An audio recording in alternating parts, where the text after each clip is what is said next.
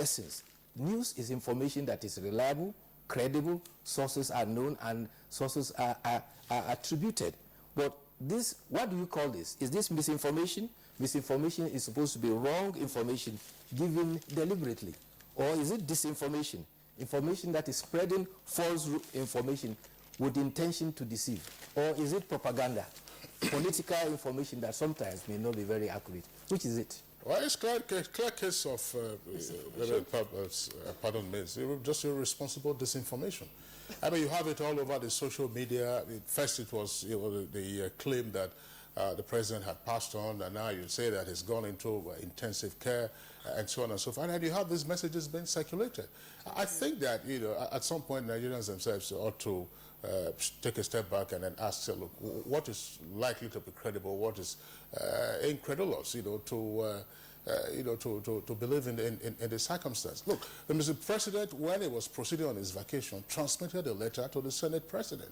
That is what the Constitution prescribes, and he gave the timelines for his vacation, when he's proceeding on leave and when he's returning. What then will be the basis for some governors allegedly, meeting the Vice President and pressuring him to resign? What will be the basis for the acting president to resign? Well, you see, the social media may be pervasive, and the information there is instantaneous. That's right. But information there must be taken seriously with a pinch of salt. That's right. And you recall that even during the U.S. presidential election, a lot of the information that were on the social media were found out 48% were false. Does that not give vent to the recent move, by the legislature to regulate the social media? Regulating the social media is another kettle of fish, because you have a conflict with freedom of expression. Yes. But whatever you put on social media is not free from litigation. There are instances where people have put information on the social media and they have been charged for circulating false information. It happened twice in the United Kingdom. People were using the social media to gather for riot, and they were arrested and charged to court. Secondly, the difficulty with the social media is because of its pervasiveness, everywhere that information is cited, you are liable if that information is false. And then the unfortunate thing, Claire, as you and then Bayo, what you will have also observed in some of the chat groups that circulate messages, people do not exercise the personal caution. They will say, oh, copied and pasted. Look, if you do not believe in the story, if you find that a piece of message that was sent to you is absolute trash, why are you copying and recirculating it? And then you find it going around various platforms. Oh, no, I saw it as well. Oh, I saw it this way. And people are just burning valuable time and energy, spreading falsehood and creating needless tension in the polity. Well, let's continue with the Daily Trust. Daily Trust newspaper, just below the nameplate, says, court admits documents against Dasuki and others. Details of the story on page 3. Corruption. Buhari didn't clear SGF, and this according to the presidency, and no pressure on Oshibajo to resign. That's what we just discussed a moment ago. Lead story says, make National Assembly budget details public. That's according to Undume. Undume was most recently the majority leader until he was ousted by his colleagues. Make National Assembly budget details public. That's the lead story. And then there's a photograph there also taken from one of the scenes of the clash between the police and Shiite members. It's almost like a kung fu scene there. It says, policemen tried to arrest a member of the Islamic movement in Nigeria following a protest by the group members for the release of their leader, Sheikh Ibrahim Zakzaki, in Abuja yesterday. MMM boss Ugoji and wife flee Nigeria. MMM boss Ugoji and wife flee Nigeria. Details of the story, according to the Daily Trust, can be found on page 13. And federal government to investigate $246 million fresh arms deal. That's on page 7. And 7 killed and 7 women abducted in Borno, according to the police. That's on page 4. Kingsley, I thought there was a report that the MMM had reopened and well. You're slightly behind the news. MMM opened, and since reopening, participants have not been able to withdraw. And the information Kingsley just read there, the lead is that he is said to have relocated to the Philippines. Okay. And he will make sure he was not going alone. He went with his wife, Amaka. Meanwhile, the Ponzi scheme that announced closure last year reopened last week with 7 conditions before withdrawals. So far, none of the participants have been able to make any reasonable withdrawals. All right, Bayo, let me quickly take a look at the New Telegraph. And it leads with, again, we've discussed this issue, Buhari, hail and hearty. Now, it comes with 2 riders there. The president resting in London, and death rumor silly that's coming from the federal government. No pressure on Osibajo to resign. Again, coming from the president. So details of that story you can find on page 2. We've talked about the River State Golden Jubilee logo there being unveiled. It's also a front page story on the New Telegraph. Now, Turkish school. Police arrest abductor after victim's release. And security chiefs, governor vowed to hunt fleeing kidnappers. School adds more CCTV cameras. And this, of course, is a health story. It's just, you can see there at the bottom of the paper, French fries, toast may increase cancer risk. French fries and toast may increase cancer risk. And this is according to scientists' report. You really want to find out the details of this on page 10. And just again below the nameplate, trending stories, FG orders payment of 150 billion naira owed oil marketers. It's on page 35. Now, Sultan urges arrest, prosecution of hate preachers. Again, you can find that on page 7. Now, Fitch revises Nigeria's outlook to negative.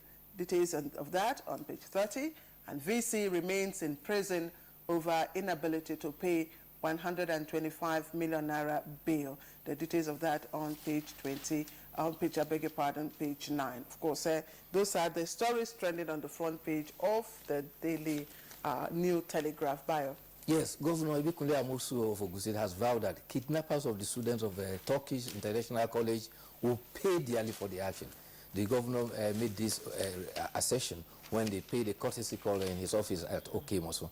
He said the long stay for about 11 days was because of to ensure the safety of the student. He said actually they had tracked the kidnappers to their location, but for security considerations, the police refrained from storming the place. The governor said he restrained himself even to talk to the kidnapper because he was present when the police were conversing with the kidnappers. He didn't want to talk to them and dignify them. And he said the kidnappers will pay dearly for this because we don't allow criminals to operate here in Ogun State.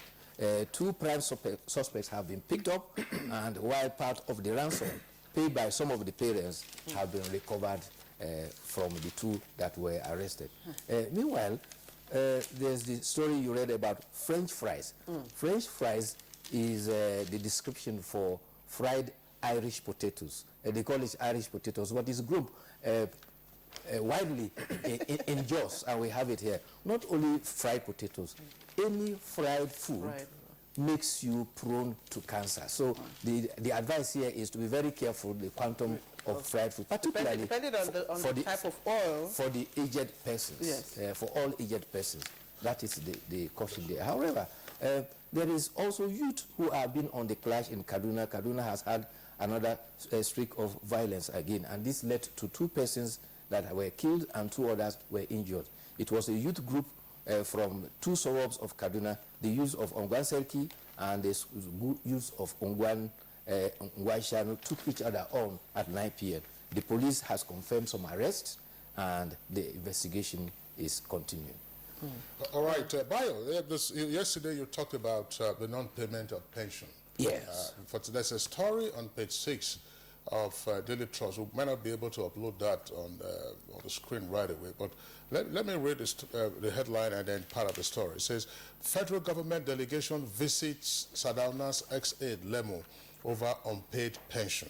And the story is that Alhaji Hassan Adamu, the former principal private secretary to the late Sir Ahmadu Bello, has not been paid his pension for the past 6 years. 6 years. That's what the story says on page 6. Also there on page 6 of Daily Trust, it says, Benin Palace demolishes Isehure traditional residence. The Benin Traditional Council yesterday ordered the demolition of the traditional residence of Chief Musakari Isehure over alleged indiscretion. He was suspended by the BTC on January 17th over some issues that were also indicated. All right. Actually, that's the story I actually wanted to take from the inside page of New Telegraph. It's on page 33. Actually, the caption comes this way: Above Benin strips suspended chief priest of spiritual symbols. Now that's Okay. Yeah, let's take some other headlines from the front page of the Leadership newspaper. Reps begin investigation of missing $1 billion oil prospecting license bonuses. Counter-terrorism. IGP visits London Metropolitan Police. Details of that story on page 13. And this story says, with a triple-decker headline, Nigeria moves to reclaim 136 billion naira transit cargoes from Benin, Togo, and others. Details of the story on page 5. APC's new constitution will checkmate troublemakers. That's according to Odigi Oyegun, who is chairman of the APC. And Trump to ban citizens of 7 Islamic nations from entering the U.S. That's on page 6. 2017 budget lacks details, according to senators. That's on page 6. Bayo. Yes. That's from you. Yes, there is Donald Trump has issued executive orders banning 7 nations from visit to the United States. The 7 nations are Syria, Iraq, Iran, as well as Yemen. There are other countries, 3 countries in Africa: Somalia, Sudan, and I think which is the third one. He has also Libya is also included. Libya is the third one. He has also approved the building of a 2,000 miles wall between the border of USA and Mexico. Meanwhile, the Minister of Power, Works and Housing, Babatunde Fashola, has put his finger on the problems that is bedeviling power supply now.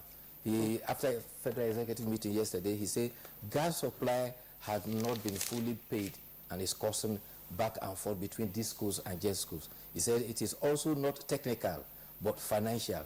Vandalism of pipelines. People are destroying the pipelines because they are hungry.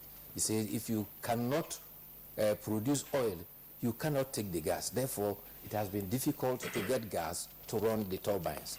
And once the grid goes down below 3,000 megawatts, it becomes very unstable. He says that the fire outbreak was at Afan and Kainji, but if efforts are being made to repair them.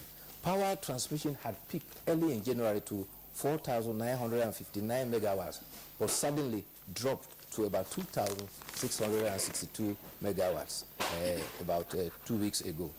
This was partly attributed to low-level hydro at the hydro stations across the nation.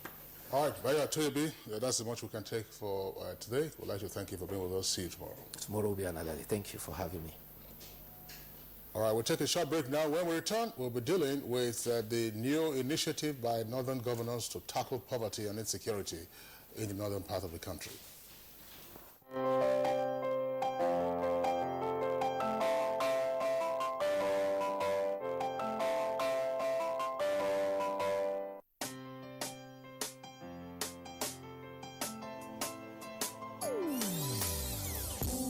Hear the call of change. Stand up, Nigeria. Change is here and it's going to stay. Change begins with you.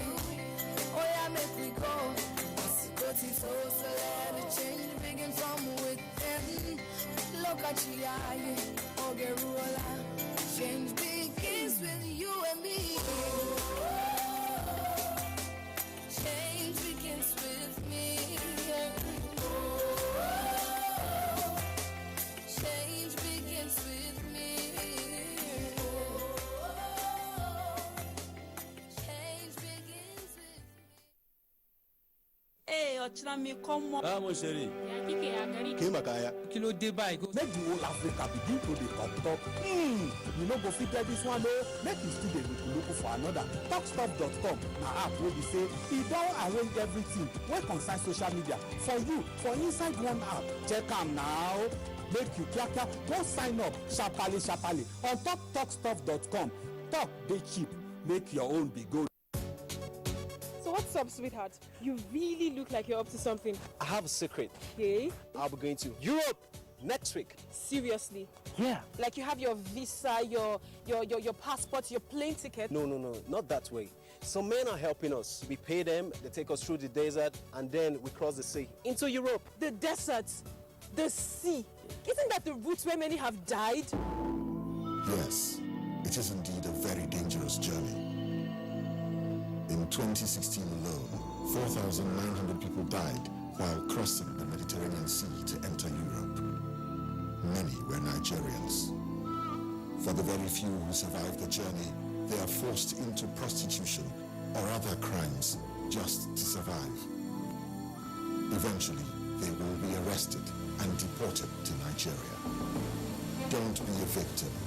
Don't go this way. This is a public service announcement brought to you by NTA.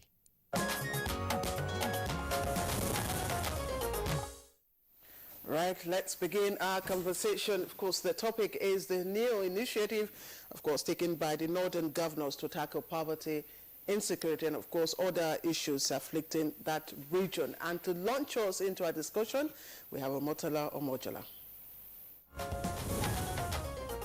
Nigeria has been faced with various challenges in recent times. Among them is poverty and insecurity.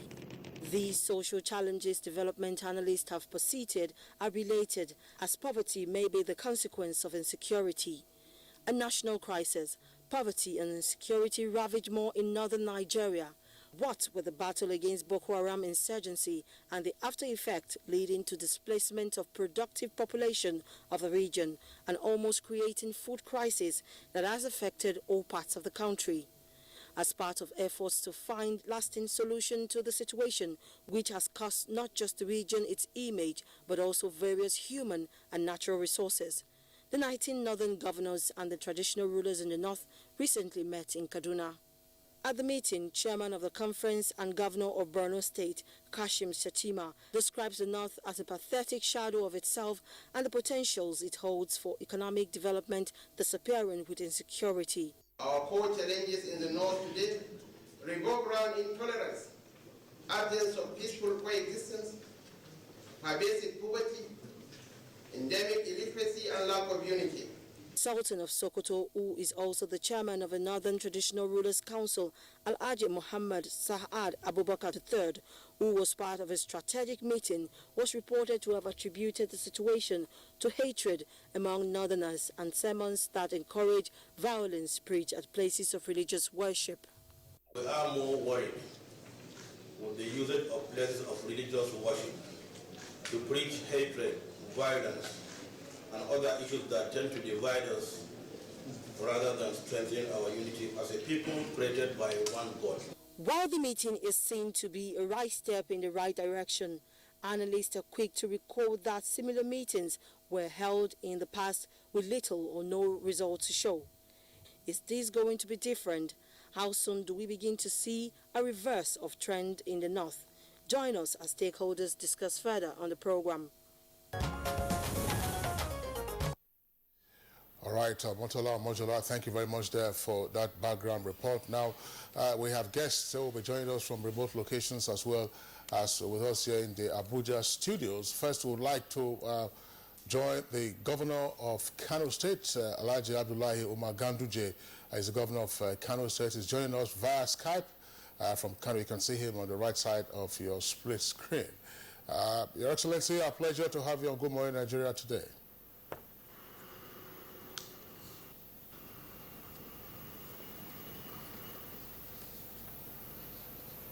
I didn't get some audio there. And also joining us via Skype this time from the capital of Adamawa State, which is Yola. We have the Secretary to the government of Adamawa, Dr. Umar Bindri. Dr. Bindri joining us via Skype from Yola. A pleasure to have you join us on the program. Thank you. All right, then we also have from our JOS Network Studios, Claire, that's yes, another guest as well. Kingsley, we have from our JOS Network Studio, Ezekiel Gomos, and he is the former Secretary to the Plateau State Government and Director, JOS Business School. Mr. Gomos, once again, we're glad to have you with us. Good morning, Nigerians. And to give us a youth perspective to this discussion, we've invited to be part of our conversation this morning, Gimba Kakanda. He's author and public affairs analyst. Thank you very much for joining us. Thank you very much. It's an honor. All right. All right. Let's kickstart this conversation by going straight to the governor of Kano, whom I earlier introduced a moment ago. Well, Mr. Governor, there are a number of matters arising, obviously, from the meeting of the 19 northern governors, as well as traditional rulers and other key stakeholders pertaining to how to deal with insecurity and extreme poverty in the north. What is new about this fresh, shall we say, impetus to tackle these challenges?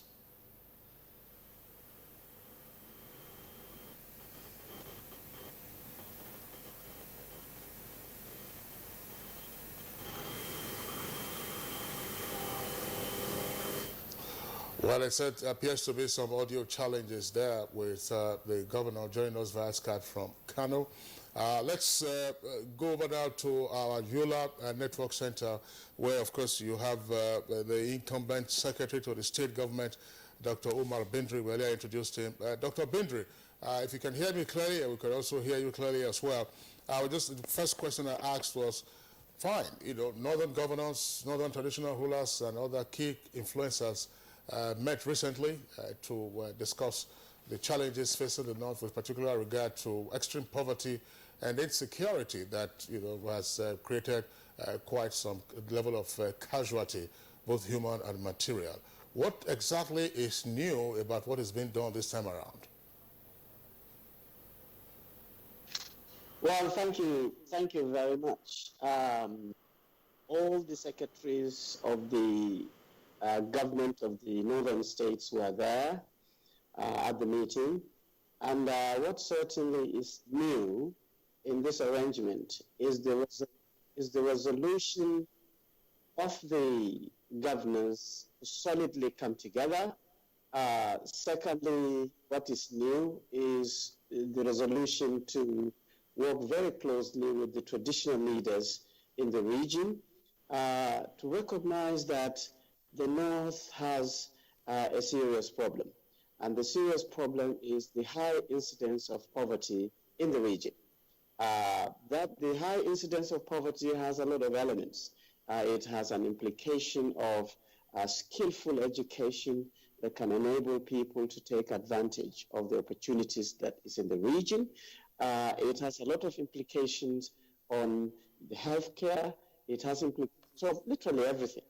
And on top of which, the insecurity seems to be burden out of the high incidence of poverty.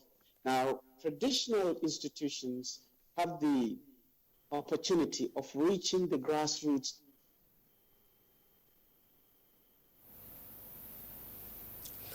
All right, again, that's another audio challenge from Yola, but we hope we're able to restore that. Dr. Bindri, who was giving us a background to what transpired and what really is fresh in terms of the latest approach by key stakeholders in the North to tackle the problems that we have also touched on. Let's quickly bring in Ezekiel Gomos, who is the former secretary to Plateau State and, of course, the director, Jos Business School, to have his perspectives. Mr. Gomos, of course, we've had traditional rulers, and we've always, from time to time engaged them. But what, in your view, might have informed the new resolve to engage them at this point in time? Yeah, thank you, Claire. I think the need to involve traditional rulers this time around, I must confess that this is not the first time they've been involved. Like the background report mentioned, this is not the first time the North is trying to tackle the issues of poverty and insecurity in its region. But probably because the scale now is so serious, we didn't have the scale of the insurgency that we had in previous years. We didn't have probably the level of degradation of the food belt of the northern region, especially the north central, in terms of attacks before. We didn't have this kind of scale. And I think That's why this time the northern governors felt there's a need for an urgency. They're more serious, trying to do something about it. But my take on this is that I think we may run into the problem of trying to do the same things again, like some of the things that we do. The typical approach is a bit bureaucratic. If we don't take time, we might end up with the same results. So I hope that this time around, lessons would have been learned from previous attempts to tackle the poverty of the North. And the lessons would have been not only learned, but also would have provided a platform for doing something different this time around. I hope that the governors will do something much different. The resolve is good. The unity is good, despite different parties. I like the way that all of them looked at it purely from the point of view that this is our problem, and we must tackle it together. Because if you look at it, the North is so degraded in terms of its opportunities that it's sad that we have the situation as it is. They need to do something urgently. All right, Mr. Ezekiel Gomos, thank you very much. Now we understand the audio connection to the Skype by which Governor Ganduje of Kano is reaching us. It's been restored. And if you can hear me, Mr. Governor, the first question we asked was, what is this fresh impetus all about? What is different from what went on in the past that apparently didn't yield salutary results?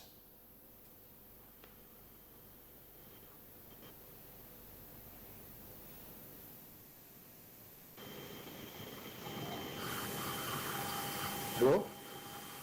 Yes, we can Hello? hear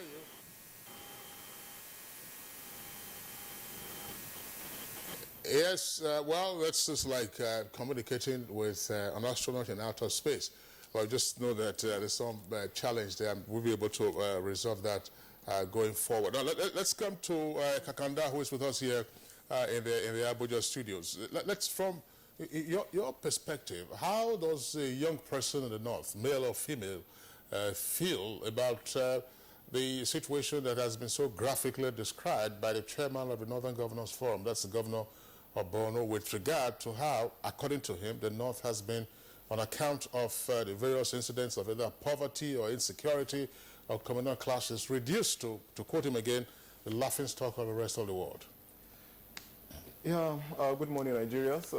I'm actually honored to be here today. Like, from a young person's perspective, I think basically we are disillusioned as a demographic. Like, we see the older generation as part of the problem. But what we are not looking at right now is not just finding the solution, but how did we get here? This is a manifestation of several years of negligence, several years of bad decision, several years of, let me say, misappropriating funds. You know, like, we didn't just get here just by accident. You know, we got here by our own designs, because, like, when I heard about this initiative, the first thing was I actually dismissed it initially because, one, we've had several intention or designs to fix the problem, but at the end of it, it ended up being another bureaucratic process. Then nothing was done at the end. Today, we are the poorest of all the region.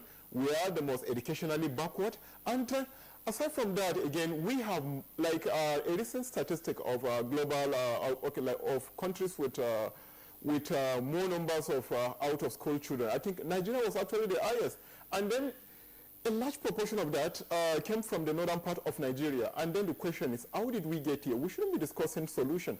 We should be discussing the problem and then the processes, and then those that were actually responsible for this many years of negligence. And looking at, okay, for instance, there was a kind of a raging debate over the Almajiri system, because some of my friends were very, very furious, you know, like, okay, why can't we just ban this Almajiri system and all that? Why are we still having this Almajiri and cultural practice after over 60 years of existence as a nation? And then what I told them was, you shouldn't be ignorant of history, because one, there were several attempts to fix this problem by previous government, but then nothing was done about it. In 1970s, there was the universal primary education by the then military government. The plan was they want to they want to kind of bridge the educational gap between the north and the other regions, and then some parts of the world. But then what actually became of that? And there was a really good intention. When I read the blueprint of what the government set out to do, I was so impressed. You know, it was brilliant. It was faultless.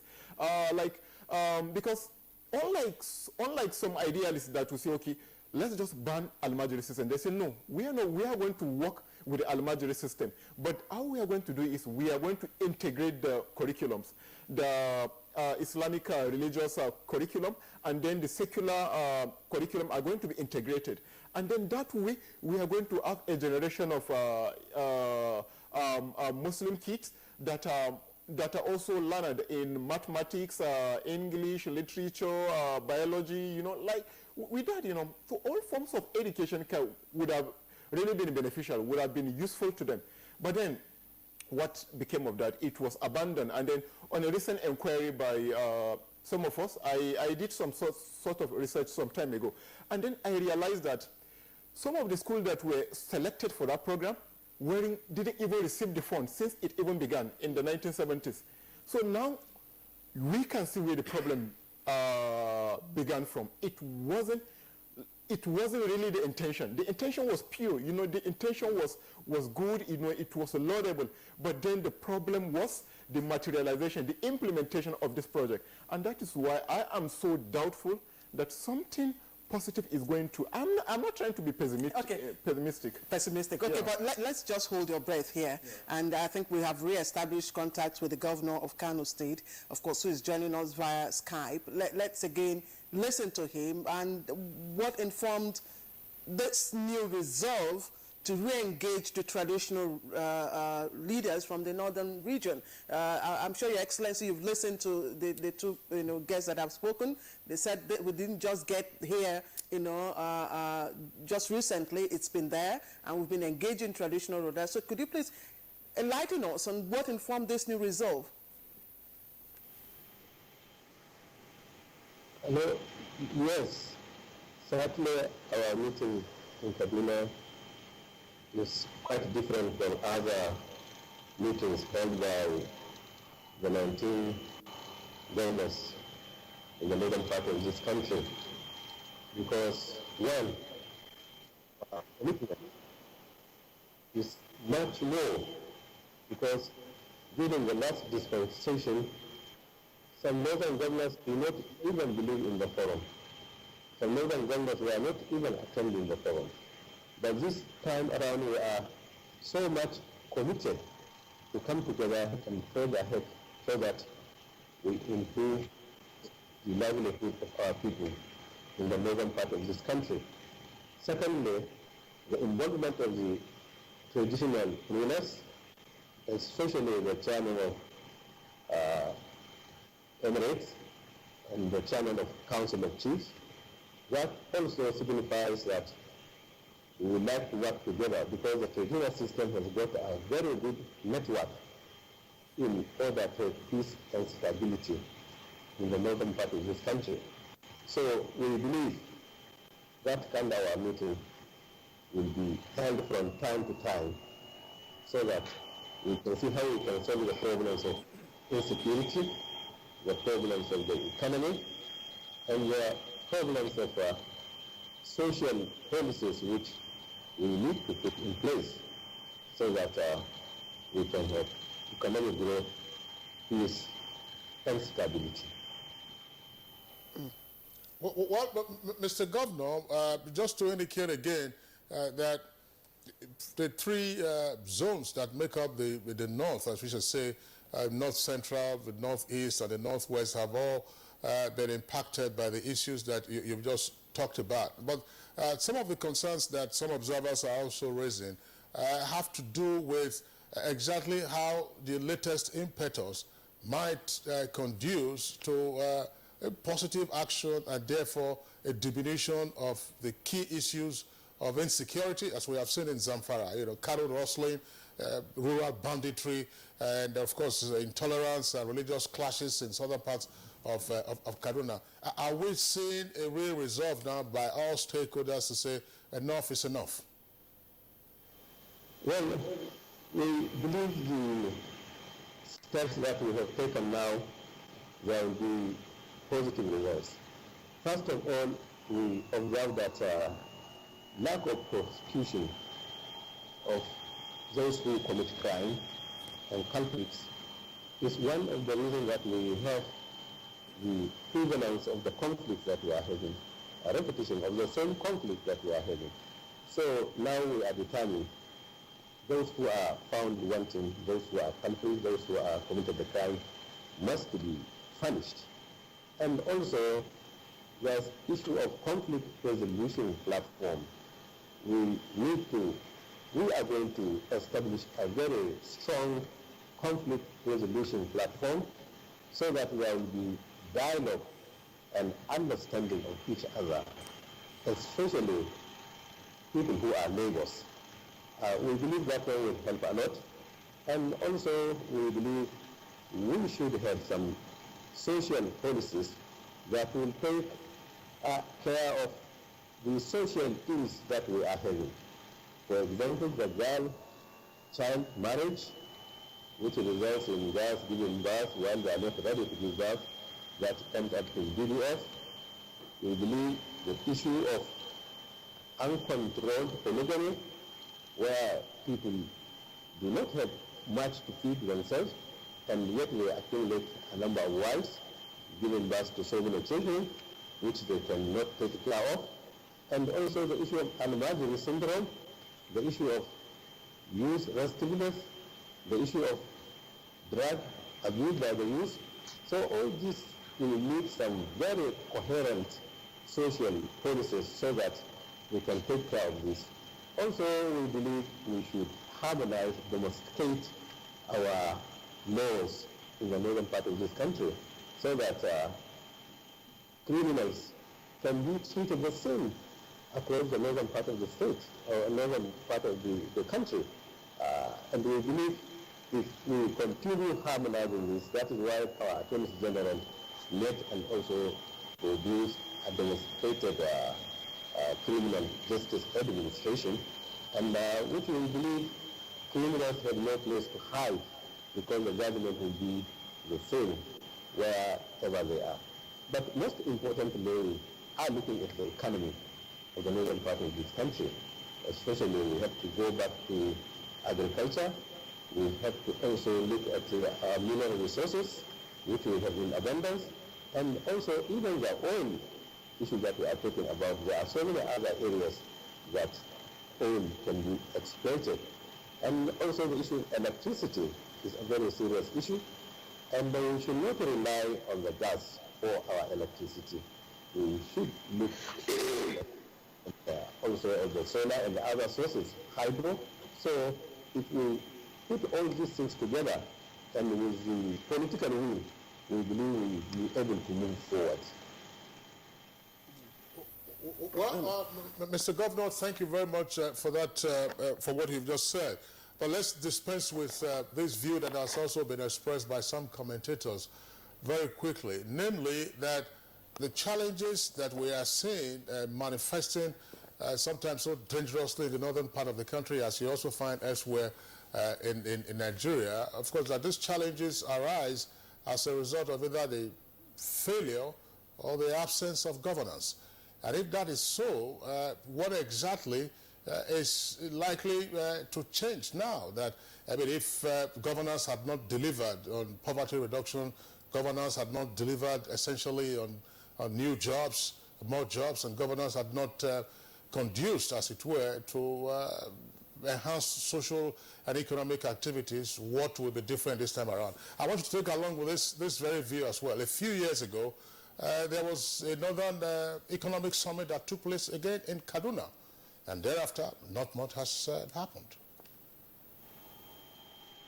Well, I think the issue is that of lack of political will, to do the right thing. If we are talking of the economy, we must look at what is the comparative advantage that we have in the northern part of this country, that is agriculture.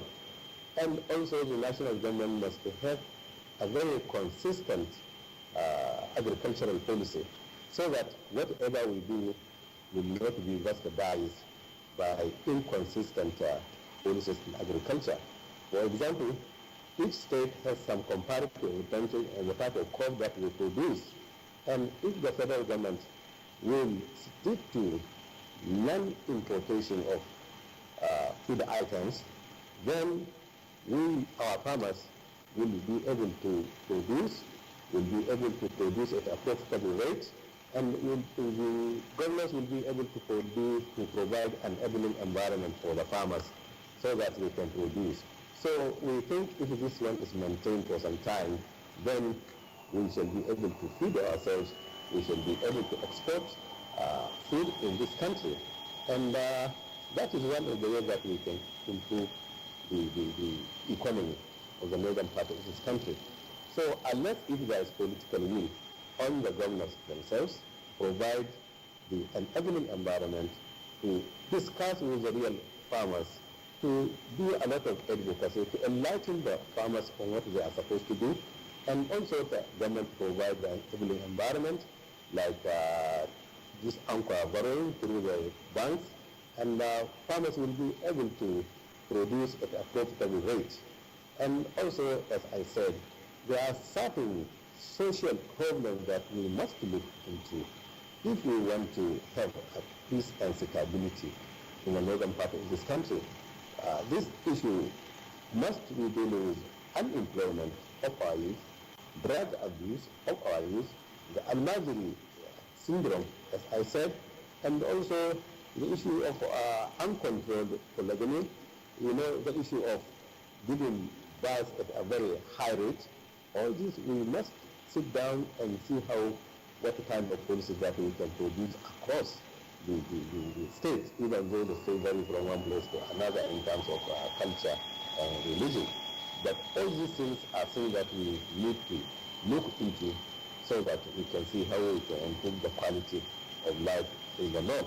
For example, the Al-Madini syndrome, especially in the northwestern part of this country, we find there's a high migration of Al-Madini from one state to another.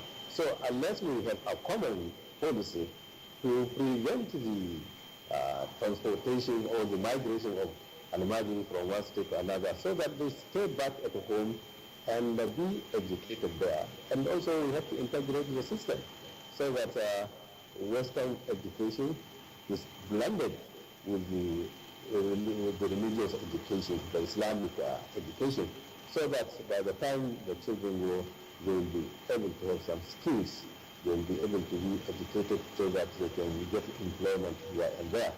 So these are the issues that we must sit down and come up with right and coherent social policies. All right, Dr. Ganduje, stay with you just before we bring in Dr. Bindere. The chairman of the Northern Governors Forum and governor of Borno State was very optimistic about this initiative that's the coming together of the Northern governors and the traditional rulers. He was very sure that this, of course, will lead to the, addressing the situations in the North. So I'm going to ask you, what, in your view, are there specific roles or responsibilities that you now expect from the traditional rulers that they weren't doing, that you want them to begin to do now with regards to insecurity, poverty, and the other areas you wish to address? Yes. Though I could not hear you well, but I believe you are commenting on the involvement of traditional rulers. Yes, the traditional rulers are very important because they have a very good network in which they operate. For example, they have the ward heads, they have the village heads, they have the district heads, and overall they have the chairman of the emirates or the chairman of the council of chiefs. So they are it's an institution that is always interacting with the common man.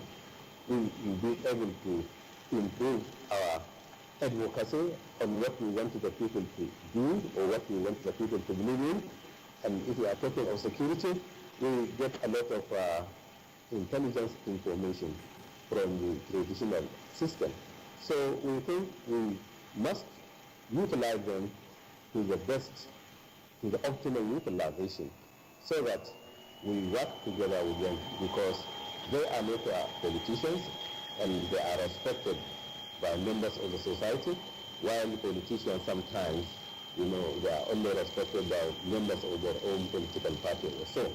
So the utilization of the traditional institution at this particular time, when we have a high prevalence of insecurity in the north, I think there is no better time to utilize them than now. All right, Mr. Governor, thank you very much. We hope to get back to you in the course of this conversation. Let's go over now to Yola once again to rejoin Dr. Umar Bindri. He's the secretary to the Adamawa State government. He was speaking to us at the commencement of this discussion, but of course we lost him. Unfortunately, rather, we lost him due to some audio disconnection. Now, Dr. Bindri, if you can hear me clearly, and I can also hear you, just again now to reduce it to action plans in terms of the resolutions that were reached at the meeting and action plans, and therefore what hope can we possibly begin to see on the horizon? Well, thank you very much. Yes, as you realize, I was not part of the 19 governors, but my governor, His Excellency, Senator Bindo, was there. And but we were sitting at the back listening to all these things, very exciting. But the processes that personally I saw that were exciting was the resolution to ensure that they sustain the meeting between governors and the traditional rulers, so that it is not one of these things that are one-off. So they will continue, and each meeting, excuse me, will have certain indices of measurement so that we can be able to see whether we're making progress. The other measurable or planned resolution is that the leaders, the governors have decided to collapse differences of political parties, of tribe or religion or whatever, and they have resolved to work as a team. And just like His Excellency, the Governor of Kano State mentioned, the attendance was impressive, and as a plan, that attendance should sustain itself so that each governor should be able to secure the 2 or 3 days to ensure that they come and discuss, and I think that is part of the implementation process. Also, each state, the 19 states, if you check the insecurity that is bubbling, yes, it's easy to say that poverty is the engine room for all this. But you see, there are unique things. The cattle rustling is more or less unique to the northwest. The Boko Haram is more or less unique to the northeast. But and so on and so forth. And then you have communal clashes somewhere in the middle, and you know. But the leaders have decided to look at all these things in one. And I think there was a call that we should all document all these issues that are happening in each state. And then some governors have already taken action. For example, the governor of Borno State, His Excellency Governor Kasim, has taken actions to do with the resettlement or the closing down of the IDPs as a positive thing. So he's committed to do that. My governor has decided to ensure that physical infrastructure to strengthen people's confidence so that they can forget the issues to do with the Boko Haram and people running up and down, to pick up the economic opportunities, is yielding dividends. The governor of Kaduna State, His Excellency Nasir Rufai, you've seen what he has done to ensure that registration of religious groups and in both sides, and calling for the prosecution of people who are inciting people. All these things, these spots of activities actually overlap. So the implementation process of harnessing all this, learning from where good things have happened, most especially, for example, on the plateau. Everybody in Nigeria knew that the plateau was bubbling and everything. But since His Excellency, the present governor, came on board, things have just calmed down. And so people ask why. So all these whys are going to be filtered, pulled together, and shared as a common pool of knowledge. And again, I think this will continue. Also, it was very evident that the governors, I mean, we're talking now because there was only one meeting that we just finished some few days ago. The logical process of dismantling challenges of agriculture, of investment in solid minerals, of reducing poverty, of ensuring that our people are educated entrepreneurially to take advantage of the opportunities in our region, will continue to be dismantled logically as they meet frequently. So they have resolved to meet more frequently, and each meeting will focus on certain things plus the other generic things. So I think all these things are fantastic. Finally, on this, is the resolution to collapse the social borders of the three regions, where northeast is northwest is northwest, north central is north central. Socially, the region will now think as a body, so that the physical differences does not actually result into underdevelopment. So these are the generic implementation packages, and I hope as we unwind in the later parts of the meetings, technically it will be more clearer. All right, Dr. Bindre, thank you very much. And let's again bring in, of course, Mr. Ezekiel Gomos, joining us from our Jos studio. Mr. Gomos, if you look at the issues, afflicting the North region, quite enormous. Apart from insecurity, we have, from the World Bank telling us, of course, that the North generally is way high up on the poverty index with, of course, over 80% rating. When you were speaking, you expressed fears about, and so did Gimba here in Abuja studio, expressed fears that this might end up becoming another bureaucratic exercise. And I'm wondering if you will speak a little more to that and probably prefer, how this initiative can be driven out of that bureaucracy. Yes, thank you, Claire. It's evident that there's a desire to do something different. It's evident from Dr. Bindre's explanation that there's a need, there's also an urgency to be different from the previous approaches. But as I said earlier, we have to look at the past and see what lessons we learned from the previous attempts to tackle this huge problem affecting the North. Yes, one of the things that we must admit and which we must try to dismantle or gradually address is the huge impact of government in the lives of Northerners. As compared to other zones in the country like the Southeast, the impact and influence of government in the lives, ordinary people is stronger in the North. And so when government is not performing well, when governance is weak, then also the social fabric of society is very weak.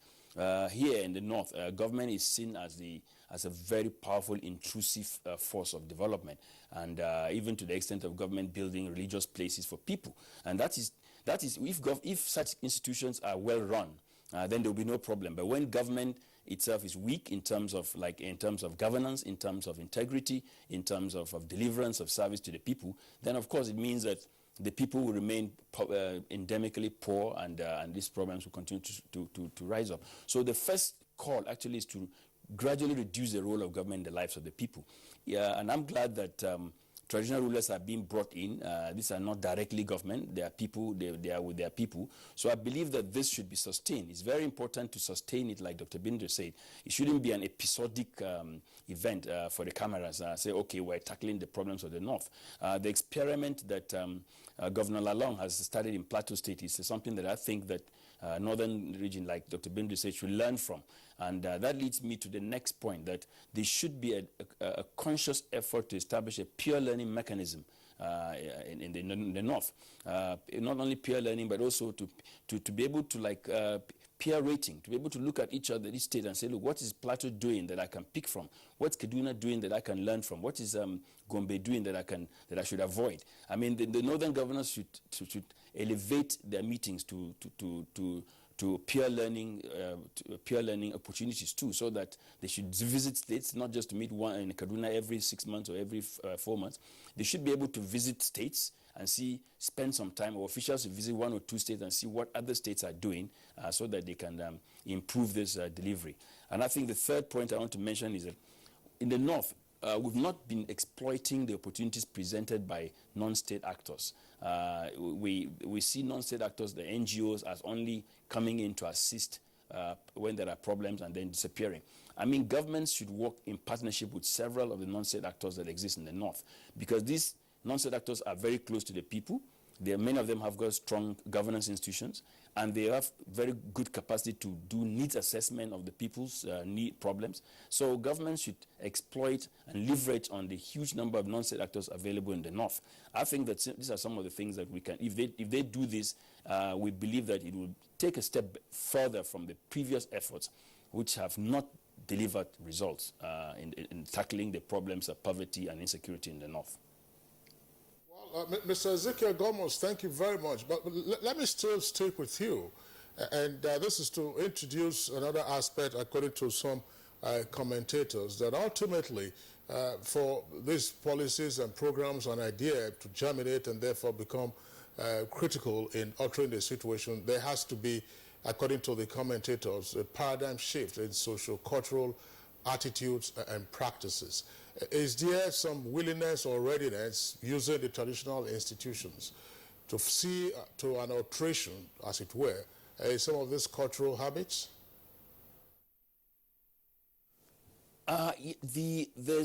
The willingness, the desire is there, but whether the willingness is there is a matter of conjunction, as a matter of fact.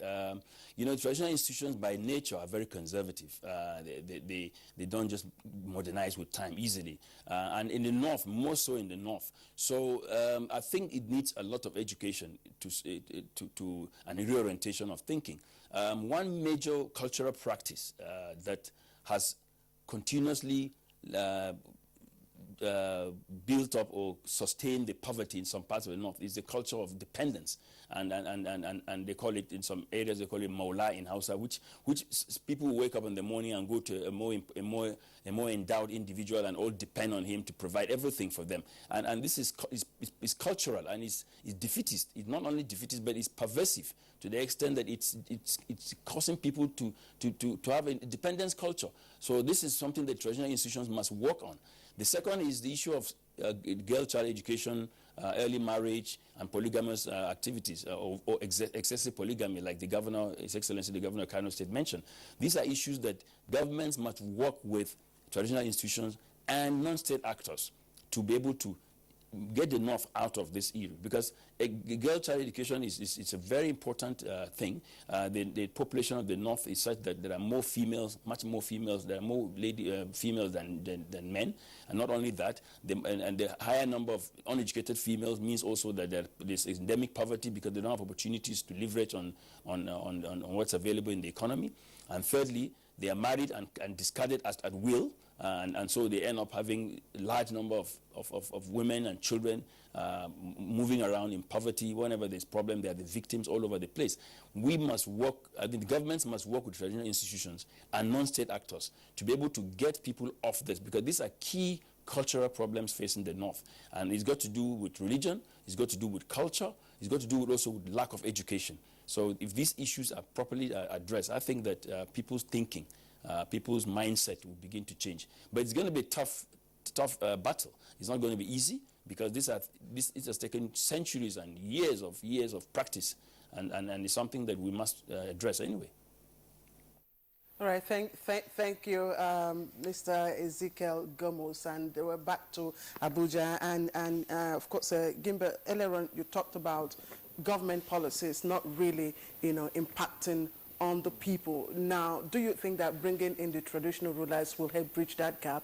And do you also think that because the interventions are usually persuasion and advocacies, do you think integrating them into government policies will empower them to, become more active and have more powers to reach to the people?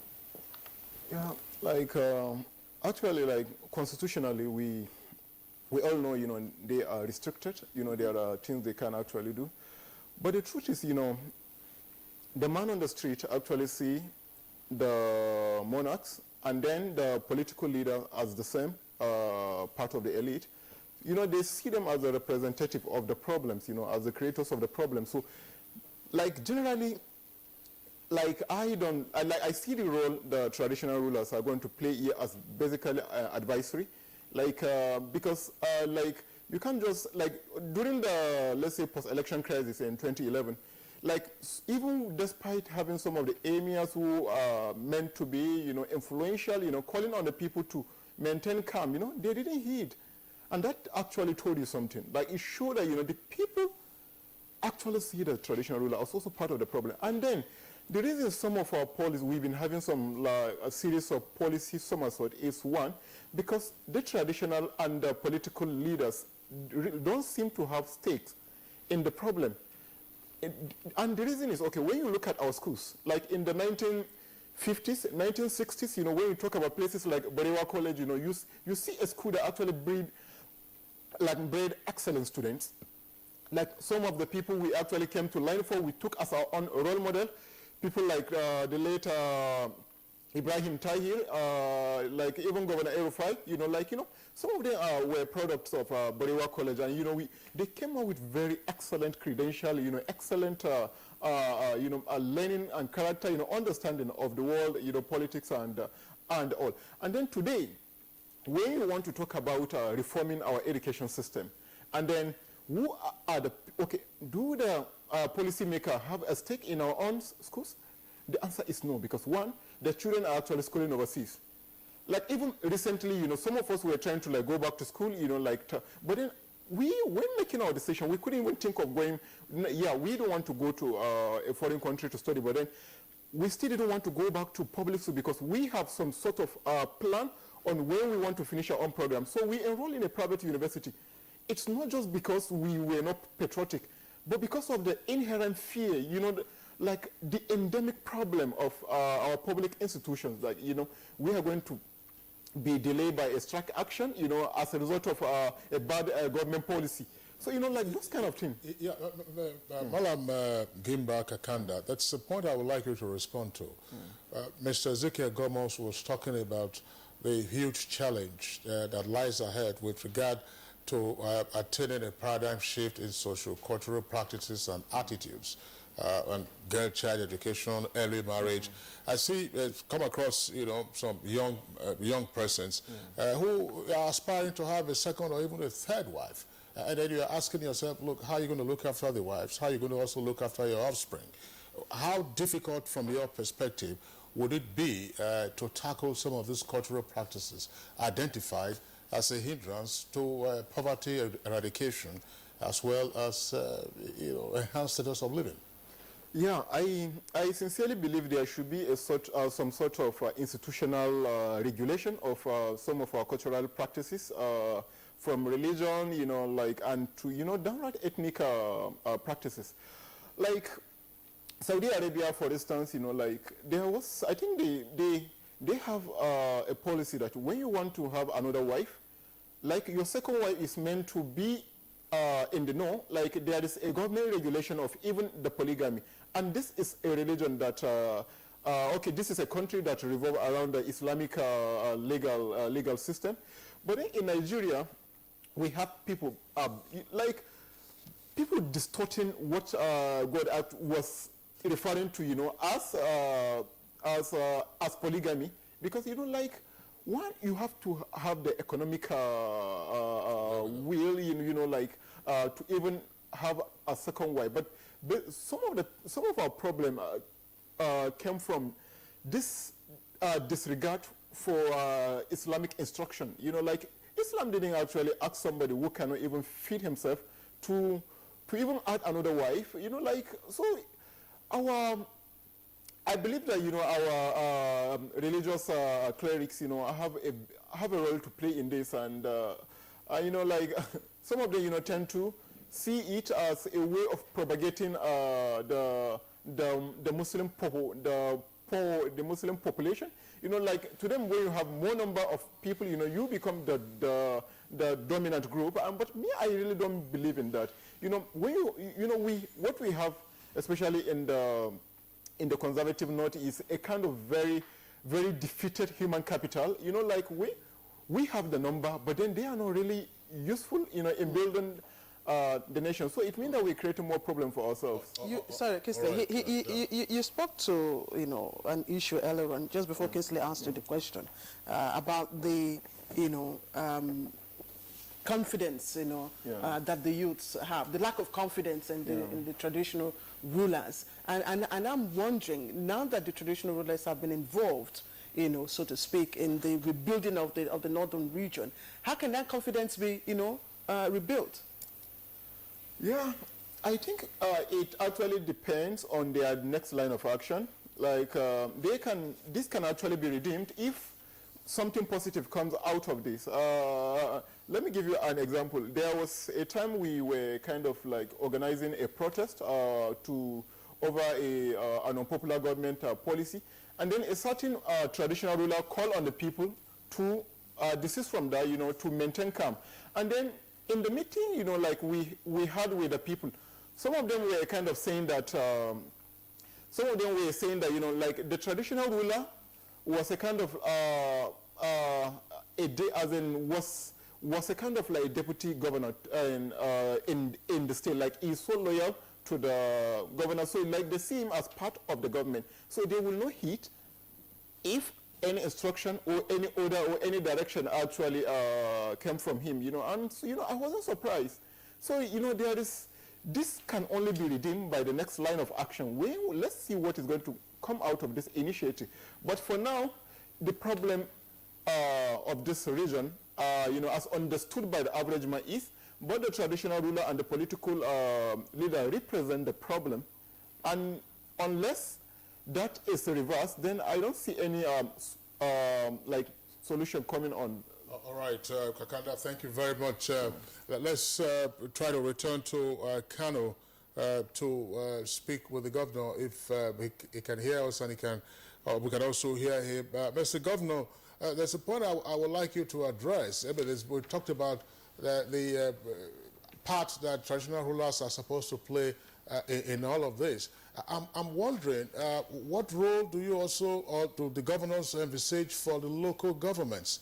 Countrywide, the view has been that the local government system has not delivered on the expectations, which is partly why we're having poverty in most parts of the country. Traditional rulers also in different parts of the country also get their allowances from local government. So what do you expect local governments and traditional rulers to do with regard to tackling some of the problems that we have identified or you have discussed? Plus, can we get back to the colonial system by which traditional rulers served, as it were, as the chief security officers of their domain? Thank you. The issue of the local government administration and how it can impact on the generality of the people is a problem that we are having at the moment. I think the issue is not only the freedom for the local government, but it has something to do with the quality of leadership we are having, especially in a democratic setting. So you find that those who delve into politics and contest to win election as local government chairman and local government councillors, you find that the people are just not ready for the kind of administration that we have on the ground. So you find that most of the policies are defective. Most of them are after how much they can get from the system. Most of them are not matured to deliver the quality of administration that we are expecting.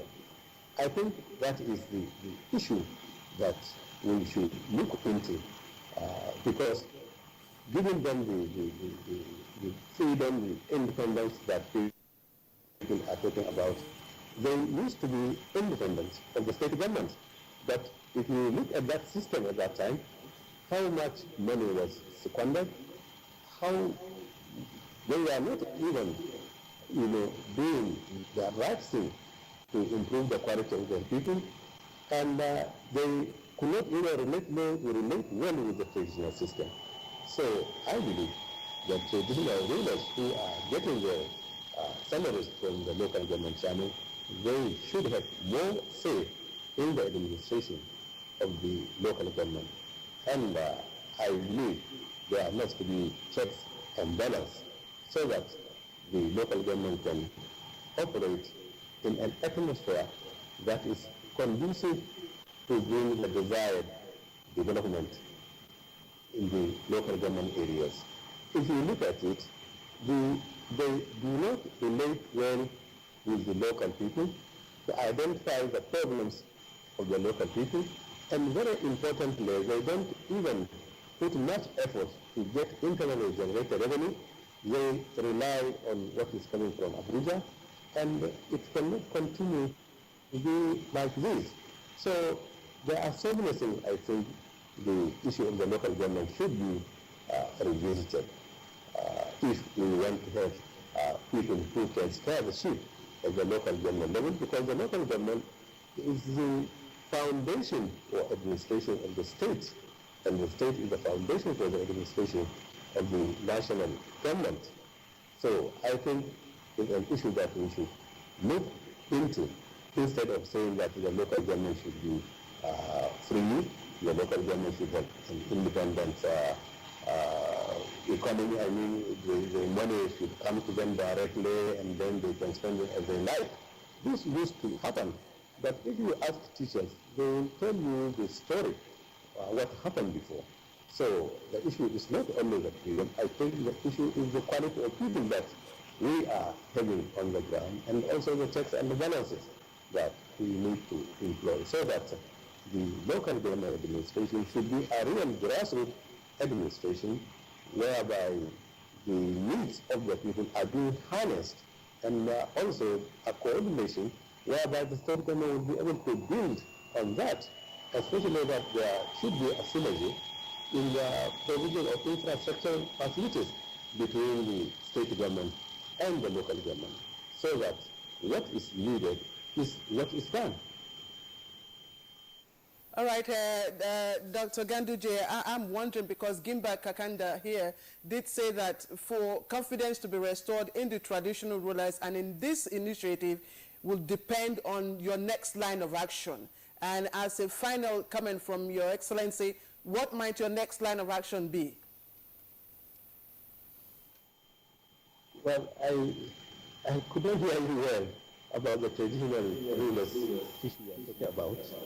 Okay, I'm saying that Gimba here said that for confidence to be restored in the traditional rulers will depend on your next line of action and what comes out from that action. So my question is, what might your next line of action with the traditional rulers be? Well, you see, the issue is that we should have a synergy. We should work closely with the traditional rulers, and we should understand their problems, especially in terms of funding. We should involve them in our programs and projects. We should give them more room for participation. We should get more ideas from them. But at the same time, we should not drag them into partisan politics, because that is another issue, because people will lose confidence in whatever they are doing. So the line of action is really participation, so that they can have confidence themselves, and also they can be more proactive in solving societal problems, especially at the grassroots level. All right, that's Governor Abdullahi Umar Ganduje, his Executive Governor of Kano State, joining us via Skype from his state capital. We'd like to thank you for your contribution to our discussion this morning.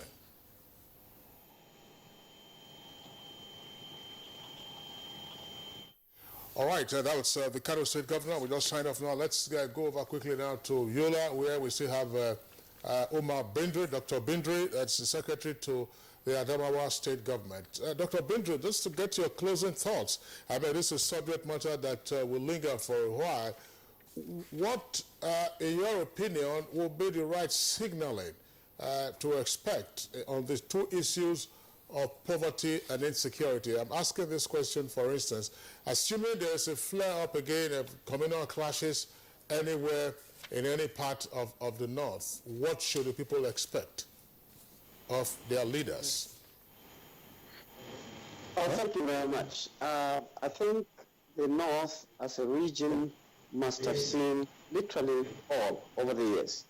Number one, the Boko Haram devastation in the Northeast has really pushed people to the limits to understand that without peace, there won't be anything. There won't be any progress. And I think we are also seeing in the Northwest that the cattle rustling is pushing the economy to a level whereby if something drastic does not happen, if that is allowed to continue, we probably may cease to look at ourselves as a region. If you look at the central part of the region, communal clashes between herdsmen and farmers have also pushed us to the limit of our coexistence if we're not careful. So for me, what is happening now is very exciting. It's exciting in the sense that the political leaders have recognized that something very drastic has to happen, and they have very, very carefully indicated that there are things that we need to do immediately. There are things that we need to do on short term, between 2 to 3 years. There are things that we must be able to allow to consolidate in medium, between 5 to 6 to 7 years, and then the long-term issues, all to ensure that the region survives. So for me, yes, poverty is very high now, but fundamental things such as education, all the Almajiri things and so on are all symptoms of the low quality of education, low access to education, and low monitoring, documentation, and tracking of the intellectual system. That the leaders have resolved to look at very, very carefully. Secondly, when it comes to poverty, empowerment is an issue. You know, people must have an income. For you to have an income, you must have a skill or some competence to be able to deliver goods and services to people at the quality and price that is needed. Again, the leaders have recognized this and have decided to take action on the empowering our people to take advantage of the opportunities that are there. So for me, when you look at these two things, first education and then the poverty through entrepreneurship, through empowerment of people in the immediate term, to see young people who have just come out of university, instead of looking at the white-collar jobs, they are able to establish their poultry farm. They source their own feed from the next door person who is farming maize and so on. Literally creating an ecosystem of entrepreneurship is the way to go. And that is, I think, part of the resolution that has been taken by our leaders. Dr. Omar Bindre, thank you very much. Of course, Dr. Bindre is the Secretary to Adamawa State Government. We appreciate your conversation with us this morning. And let's again bring in Ezekiel Gomos. And Mr. Gomos, I will appreciate if you can take I have a question, and I'm sure Kingsley has too. If you can take both of them very, very briefly. We've run out of time. I want to know what you think should be the next line of action with regards to the two main issues on the table, poverty and insecurity, coming from this initiative. All right.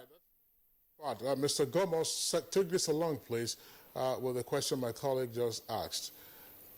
If it is expressed that there has been an absence of political will to tackle these challenges, are we, on the basis of the latest meeting or the latest initiative, likely therefore to see less focus on power politics and more on governance?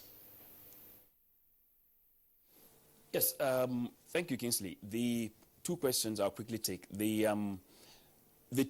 twin problems of poverty and insecurity, they are interwoven. One leads to the other, one is from the other. So if you tackle one, you would be able to reduce insecurity. And I think that the North as a region, and the government and as states must resolve that the key issue is governance, quality of governance. If the quality of governance is delivering the services to the people, if the quality of governance is devoid of massive looting and corruption, if the quality of governance is strong, then I think that we will be able to see services delivered, education being run the way it is, opportunities being exploited by the people, and also attitudes changed.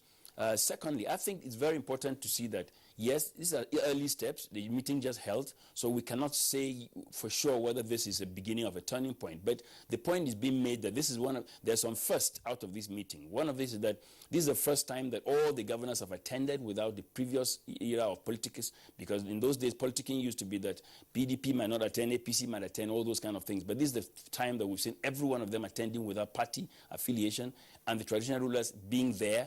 And like Kakanda said, if confidence must be restored, then it must be based on the quality of leadership. Again, that has to do with integrity, that has to do with governance, that has to do with delivering what the people expect. If you deliver what people expect, I think confidence will be built. People will begin to have confidence in governance, confidence in the institutions that are running government.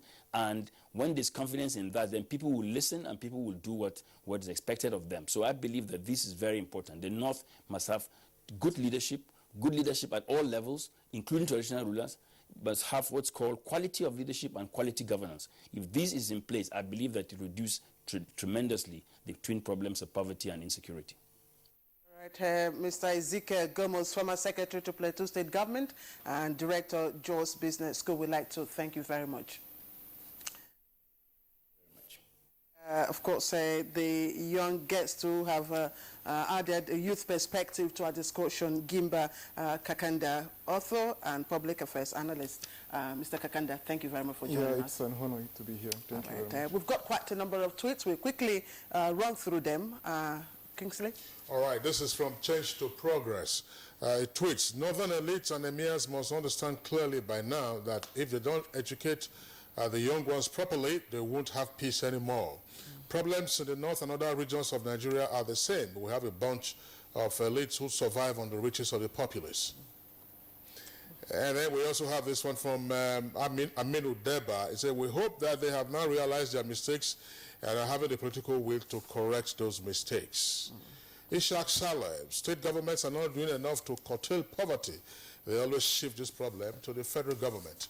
Another one still from Change to Progress says, governors and emirs need to encourage their young ones, the youth, to go back to agriculture with part-time education and agri-extension workers, supporting them and have a peaceful environment. All right, so those are the reactions that we can take immediately from our viewers with respect to the principal item for our discussion this morning. And therefore, to close... we just have enough time to take a look at the weather. Pleasure to have you again on the weather segment from the Nigerian Meteorology.